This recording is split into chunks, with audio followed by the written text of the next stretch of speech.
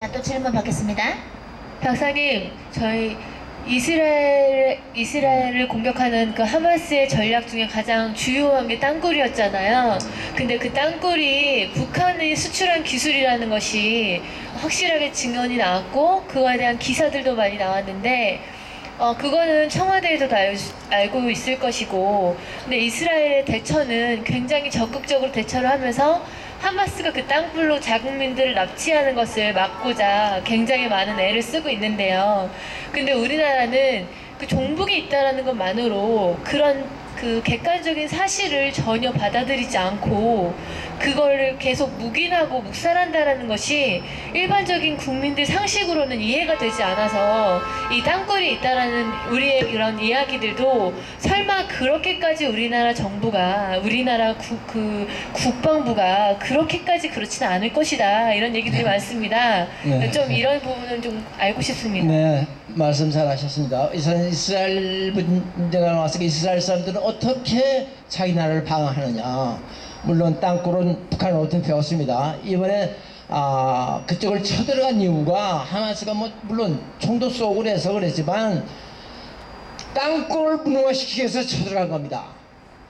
미국 정보기관에서 땅굴이 내 기억으로 한 50여 개 있는 걸로 했고 자기들이 확인해서 한 30여 개 있는 걸로 나왔습니다. 36개 10일 네, 동안 그래서 이 사람들이 우리처럼 무슨 그게 아닌데 쳐들어가 가지고 그냥 덮어놓고 쳐들어갈 수는 없죠. 남의 나라. 남의 나라는 아니죠. 가자 스트립에서 들어와 있는데 이제 그 사람들이 가끔 포를 쐈죠. 쏘니까 그걸 제압한다고 하면서 들어간 겁니다.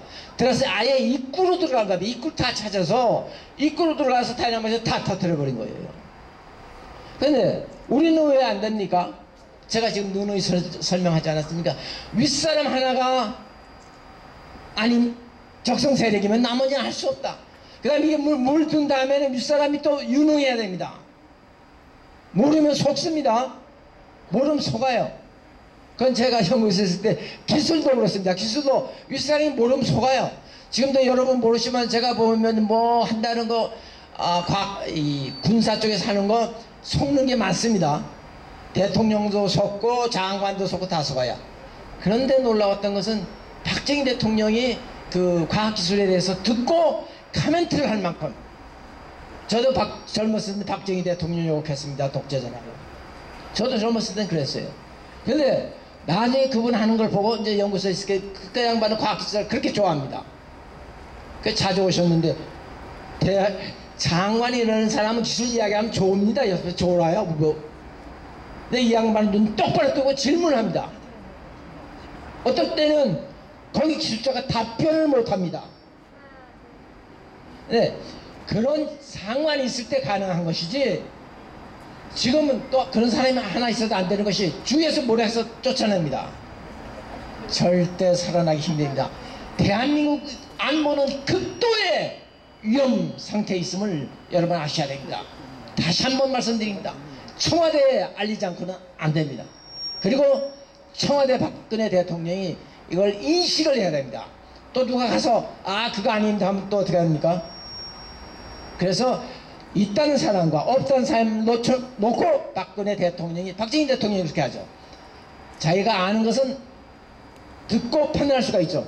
모르는 것은 한 사람이 A다 한 사람이 B다 하면 알 수가 없죠. 그럴 땐 두 사람을 불러서 토의하게 하고 자기가 듣는 겁니다. 그럼 간단히 해결되겠죠. 박사님 여기 또 질문이 있습니다. 네. 박사님. 네. 석촌호 땅굴의 네. 목표는 어디라고 생각합니까? 이제 석촌호 땅굴이 이제 문제가 되면 그것이 이제 저도 좀 의심스러운데 자 거기에는 정확한 목표는 없습니다. 서울이라는 목표가 있습니다. 서울이라는 목표가 있고 거기서 이제 성남대로 있지 않습니까? 거기 아주 교통요지입니다.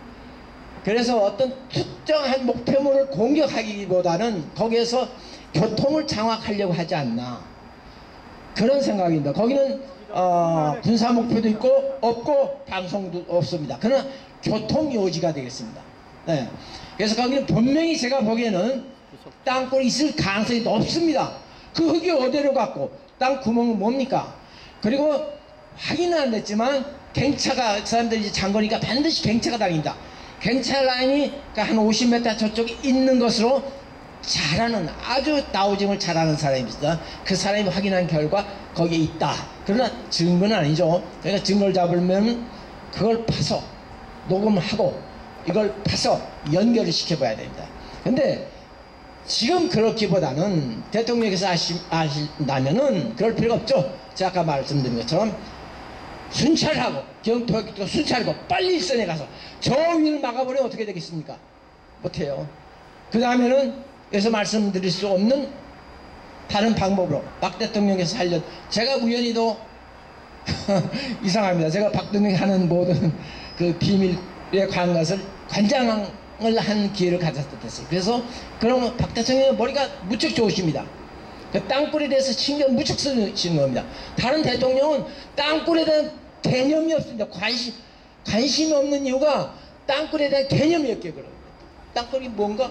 그 뭐 나와서 나와? 그럼 빵빵 쏴지면 되지 않아? 이런 어처구니 없는 말을 하는 사람들이 이게 한두 명이 아닙니다. 그래서 그렇습니다. 네, 여기 또 질문 있습니다. 네. 박사님. 그 석촌호 그 목표 통관계인데요. 네.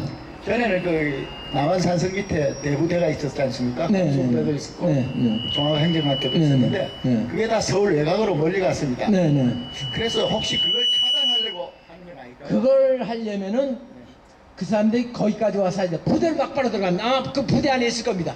그 부대 들어가 보면 지금 떠났지만은 그 들어 안에 있습니다. 지금 우리가 그 가장 찾기 쉬운 것이 부대에 있다가 떠난데 화성도 어떻게 돼 있었는가 하면 거기는 라인이 여러 개가 돌았어요.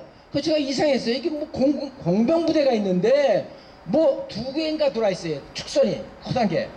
그 왜 그런가 하고 봤더니 거기 있는 주민 말에 거기가 원래 탱크 부대가 있었답니다. 탱크 부대를 경향해서 2개가 이렇게 들어와 있는데 이렇게 이사가 나갔어요. 보통 부대는 한 라인이 와서 이렇게 몇 개 꺾어지는 거지만 서로 방향이 다른 방향으로 침투해가지고 완전 대합하려고 들어온 것은 많지 않아요. 근데 거기가 탱크 부대입니다. 그리고 운천 기갑여단에도 들어와 있고 또 뭐 기갑여단에서 제가 오늘 들었습니다. 하다가 그 군단장인가 여단장이 찾으려고 노력하다가 그만 해임당해서 쫓겨났다고 합니다. 네, 혹시 또 질문 있으신 분 여기 뒤에 여기 있습니다.